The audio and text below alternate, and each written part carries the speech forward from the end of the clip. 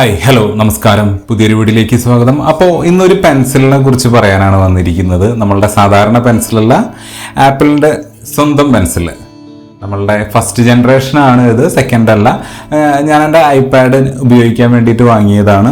അപ്പോൾ ഇന്ന് ഇതിൻ്റെ വിശേഷങ്ങളാണ് എന്ന് പറയുന്നത്. ഇത് ആരൊക്കെ വാങ്ങണം, എന്തിനൊക്കെ ഇത് ഉപയോഗിക്കാം, അല്ലെങ്കിൽ എനിക്കിത് വാങ്ങിയിട്ട് ഇത് വെർത്താണോ, അത്തരത്തിലുള്ള കാര്യങ്ങളാണ് നമ്മൾ ഈ ഒരു വീഡിയോയിൽ ഇന്ന് ചർച്ച ചെയ്യുന്നത്. നിങ്ങൾ ആപ്പിൾ പെൻസിൽ വാങ്ങണം അല്ലെങ്കിൽ ആപ്പിളിൻ്റെ ഒരു ഐപാഡ് ഉപയോഗിക്കുന്നുണ്ട് എന്നുണ്ടെങ്കിൽ നിങ്ങൾ തീർച്ചയായിട്ടും ഈ ഒരു വീഡിയോ കണ്ടിരിക്കണം. നിങ്ങൾ ഈ വീഡിയോയിലേക്ക് മുഴുവനായിട്ട് കടക്കുന്നതിന് മുന്നേ സബ്സ്ക്രൈബ് ചെയ്തിട്ടില്ലെങ്കിൽ സബ്സ്ക്രൈബ് ചെയ്യുന്നതൊന്ന് ആലോചിക്കുക. അപ്പോൾ നേരെ വീഡിയോയിലേക്ക്.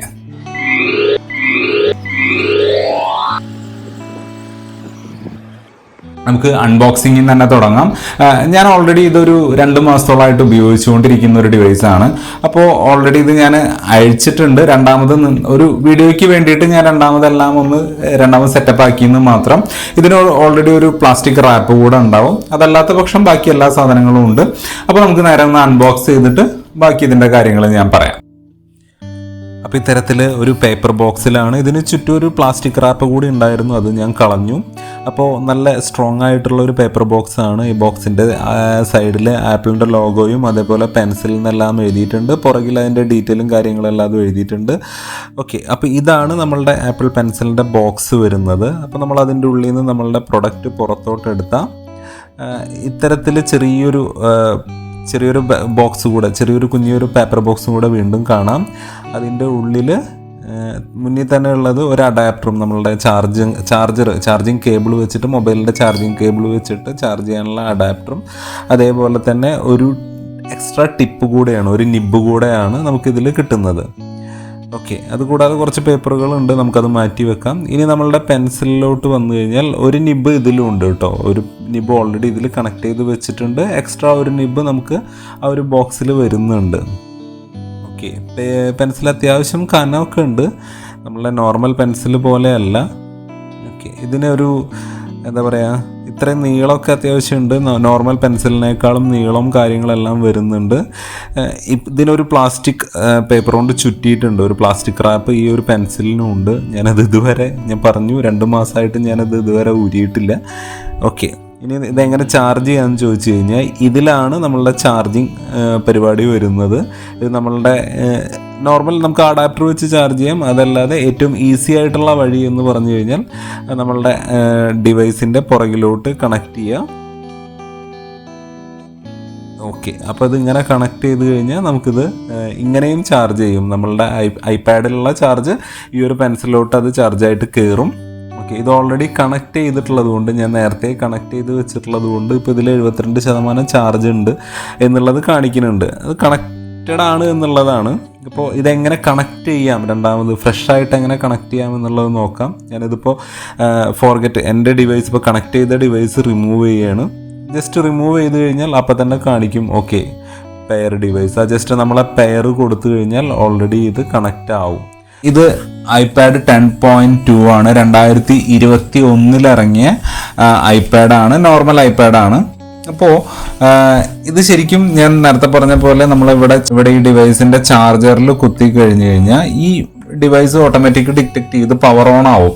ഇത് പവർ ഓൺ ചെയ്യാനായിട്ട് ഇത്തരത്തിൽ പവർ പോർട്ടിൽ കണക്ട് ചെയ്യുക എന്നുള്ളതാണ്. അതേപോലെ തന്നെ പവർ ഓഫ് ചെയ്യാനായിട്ട് ഇതിനൊരു ഓപ്ഷനോ കാര്യങ്ങളോ ഒന്നുമില്ല. ഐഡിയലാക്കിയിട്ട് വെക്കുക എന്നുള്ളത് മാത്രമാണ് ഇത് പവർ ഓഫ് ചെയ്യാനായിട്ടുള്ള ഓപ്ഷൻ. ഓക്കെ, ഞാൻ വൺസ് കണക്ട് ചെയ്ത് കഴിഞ്ഞാൽ ഇവിടെ എത്രത്തോളം ചാർജ് കാര്യങ്ങളല്ലാതെ ഉണ്ടെന്നുള്ളത് ബാറ്ററിയുടെ ഓപ്ഷനിൽ ഐപാഡിൽ ഇവിടെ കാണിക്കുന്നതാണ്. ഇപ്പോൾ ഇതിൽ 52% ചാർജ് ഉണ്ട്. ഇനി ഇതിൻ്റെ സെറ്റിങ്സിലോട്ട് പോയി കഴിഞ്ഞാൽ, അതായത് സെറ്റിങ്സിൽ ആപ്പിൾ പെൻസിൽ എന്നുള്ളൊരു ഓപ്ഷൻ ഉണ്ട്. ആ ഓപ്ഷനിൽ എന്തൊക്കെയുള്ളത് എന്നുള്ളത് നോക്കാം. അപ്പോൾ ഏകദേശം സെറ്റിങ്സിൽ സെൻറ്റർ ഭാഗത്തായിട്ടാണ് ഈ ഒരു ഓപ്ഷൻ വരുന്നത്. അപ്പോൾ അത് എടുത്തു കഴിഞ്ഞാൽ മുകളിൽ തന്നെ ആപ്പിൾ പെൻസിലിൽ എത്ര ശതമാനം ചാർജ് ഉണ്ട്, 52 എന്നുള്ളത് അത് കാണിക്കും. അത് കഴിഞ്ഞ് സെക്കൻഡ് ആയിട്ടുള്ള ഓപ്ഷൻ വരുന്നത് ഓൺലി ഡ്രോ വിത്ത് ആപ്പിൾ പെൻസിൽ എന്നുള്ളതാണ്. അപ്പോൾ നമ്മളുടെ നോട്ട് ആപ്പ് എടുത്തു കഴിഞ്ഞ് കഴിഞ്ഞാൽ നമുക്ക് കൈകൊണ്ട് എഴുതാനും അതേപോലെ തന്നെ ഇങ്ങനെ വരയ്ക്കാനെല്ലാം വിരലുകൊണ്ട് നമുക്ക് എഴുതാനായിട്ടും ഇതാക്കാനായിട്ടും പറ്റും. അപ്പോൾ ആ ഒരു ഓപ്ഷൻ നമ്മൾ ഡിസേബിൾ ചെയ്ത് അല്ലെങ്കിൽ എനേബിൾ ചെയ്ത് കഴിഞ്ഞ് കഴിഞ്ഞാൽ നമുക്ക് പിന്നീട് അത് ആപ്പിൾ പെൻസിൽ വെച്ചിട്ട് മാത്രമാണ് പിന്നീട് നമുക്കത് എഴുതാനായിട്ട് പറ്റുള്ളൂ. കണ്ട തരത്തിൽ നമ്മളുടെ വിരൽ കൊണ്ട് നമുക്ക് പിന്നീട് എഴുതാനോ കാര്യങ്ങളോ ഒന്നും പറ്റില്ല. നേരെ മറിച്ച് പെൻസിൽ കൊണ്ട് നമുക്ക് ഇത്തരത്തിൽ എഴുതാനായിട്ട് പറ്റും. ഇനി ഈ സ്ക്രിബിൾ എന്നുള്ള ഒരു ഓപ്ഷൻ എന്താണെന്ന് വെച്ച് കഴിഞ്ഞാൽ അത് ഓൺ ആയി കഴിഞ്ഞാൽ നമ്മൾ പേപ്പറിലോ അല്ലെങ്കിൽ വേറെ എന്തിലോ നമ്മൾ എഴുതുമല്ലോ സാധാരണ, അതേപോലെ നമ്മൾ എഴുതുന്ന ഓപ്ഷൻ, ടെക്സ്റ്റിൻ്റെ ഓപ്ഷൻ ഉണ്ട്, നമ്മുടെ വേർഡിൻ്റെ ഓപ്ഷൻസ്, നമ്മൾ എന്ത് എഴുതിയാലും അത് ടെക്സ്റ്റായിട്ട് കൺവേർട്ട് ആവും. ഓക്കെ, കണ്ട, അതിനുള്ളതാണ് ഈ ഒരു സ്ക്രിബിൾ എന്നുള്ള ഈ ഒരു ഓപ്ഷൻ വരുന്നത്. അത് നല്ലൊരു ഓപ്ഷനാണ്. കോളേജിലുള്ളവർക്കൊക്കെ, സ്കൂളിലോ അല്ലെങ്കിൽ നോട്ട് എഴുതുന്നവർക്കൊക്കെ അടിപൊളിയായിട്ടുള്ള ഒരു ഓപ്ഷനാണ്. അപ്പോൾ അത് നമ്മൾ ഓഫ് ചെയ്ത് കഴിഞ്ഞാൽ, ആ ഒരു ഓപ്ഷൻ ഓഫ് ചെയ്ത് കഴിഞ്ഞാൽ പിന്നെ ആ ഒരു ടെക്സ്റ്റിൻ്റെ ഓപ്ഷൻ തന്നെ നമുക്ക് അവിടെ വർക്ക് ചെയ്യില്ല. ജസ്റ്റ് നമ്മളെ ആ ഒരു കീബോർഡ് പൊന്തി വരും. നമുക്ക് ടൈപ്പ് ചെയ്യണമെങ്കിൽ അത്തരത്തിൽ ഉപയോഗിക്കേണ്ടി വരും. പെൻസിൽ കൊണ്ട് എഴുതാനായിട്ട് സാധിക്കില്ല. അപ്പോൾ അതാണ് സ്ക്രിബിൾ എന്ന് പറയുന്നത്. ഇനി 2 ഓപ്ഷൻ, നമുക്കത് കസ്റ്റമൈസ് ചെയ്യാവുന്ന ഒരു ഓപ്ഷനാണ്. നമ്മളുടെ ആപ്പിൾ മൊബൈലിൻ്റെ പുറകിലൊക്കെ ഡബിൾ ടാപ്പ് അടിച്ച് സ്ക്രീൻഷോട്ട് എടുക്കാൻ പറ്റില്ല. അതേപോലെ ഈ കോർണറിൽ നിന്ന് മുകളിലോട്ട് സ്വൈപ്പ് ചെയ്ത് കഴിഞ്ഞാൽ അത് സ്ക്രീൻഷോട്ട് വരാം. അങ്ങനെ ഏതൊക്കെ വേണം എന്നുള്ളത്, അങ്ങനെ ഒരു 3 ഓപ്ഷൻ നമുക്കത് കസ്റ്റമൈസ് ചെയ്യാനായിട്ട് പറ്റും. അപ്പോൾ കുറച്ച് കാര്യങ്ങൾ കൂടെ ഈ ഒരു പെൻസിലിനെ കുറിച്ച് പറയാനായിട്ടുണ്ട്. അത് നമുക്കിതിൻ്റെ ഫുള്ളായിട്ട് നമുക്കിത് ഉപയോഗിക്കാൻ പറ്റുക, ഈ ആപ്പിൾ പെൻസിലിൻ്റെ എല്ലാ ഒരു ബെനിഫിറ്റും നമുക്ക് ഉപയോഗിക്കാൻ പറ്റുന്നത് ആപ്പ് എന്ന് പറഞ്ഞാൽ ആദ്യം നോട്ട്സ് ആപ്പായിരുന്നു. അതിലാണ് ഈ പറയുന്ന ഡിസൈനും കാര്യങ്ങളും വരയ്ക്കാനും എല്ലാം വന്നിരുന്നത്. ഇപ്പോൾ ഈ iOS 16 വന്നപ്പോൾ ഫ്രീ ഫോം എന്നുള്ളൊരു ആപ്പ് കൂടെ വന്നിട്ടുണ്ട്. സെയിം നോട്ട്സിൻ്റെ വേറൊരു രൂപം എന്ന് വേണമെങ്കിൽ പറയാം. ഡിസൈൻ ചെയ്യാനും അത്തരങ്ങൾ കാര്യങ്ങളൊക്കെ തന്നെയാണ്. ആ ഒരു ആപ്ലിക്കേഷനിലും നമുക്ക് ഈ പെൻസിലിൻ്റെ മുഴുവൻ അഡ്വാൻറ്റേജും നമുക്ക് എടുക്കാനായിട്ട് പറ്റും. പിന്നെ ഇതിൻ്റെ ഏറ്റവും വലിയൊരു നെഗറ്റീവ് സൈഡ് എന്ന് പറഞ്ഞു കഴിഞ്ഞാൽ ഇത് ചാർജ് ചെയ്യുന്ന രീതിയാണ്. നമ്മൾ തുടക്കത്തിൽ ഞാൻ പറഞ്ഞ പോലെ തന്നെ ഐപാഡിൻ്റെ പുറകിൽ നമ്മളിത് കുത്തി ചാർജ് ചെയ്യുമ്പോൾ അത് പെട്ടെന്ന് തട്ടാനും പൊട്ടാനും, ആ ചാർജ് ചെയ്യുന്ന പെൻസിലിൻ്റെ ഈ ഒരു ടോപ്പ് സൈഡ് പൊട്ടിപ്പോവാനുള്ള സാധ്യത ഏറ്റവും കൂടുതലുണ്ട്.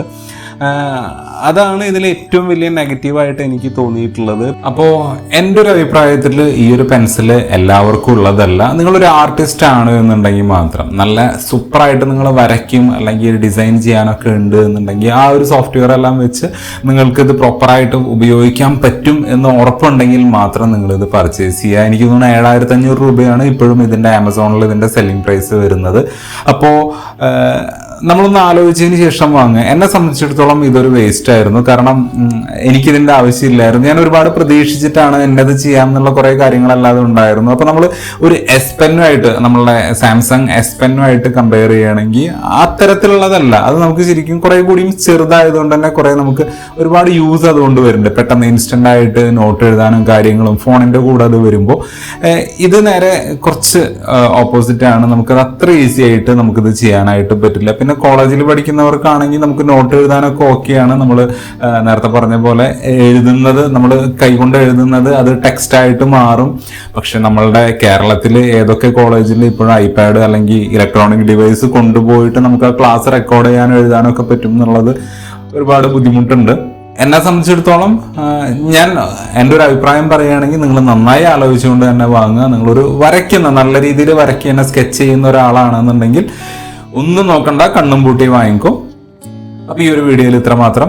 നിങ്ങൾക്ക് എന്താണ് ഈ ഒരു വീഡിയോ കണ്ടിട്ട് തോന്നിയെന്ന് വെച്ച് കഴിഞ്ഞാൽ നിങ്ങളുടെ അഭിപ്രായം കൂടി ഒന്ന് കമൻ്റ് രേഖപ്പെടുത്തുക.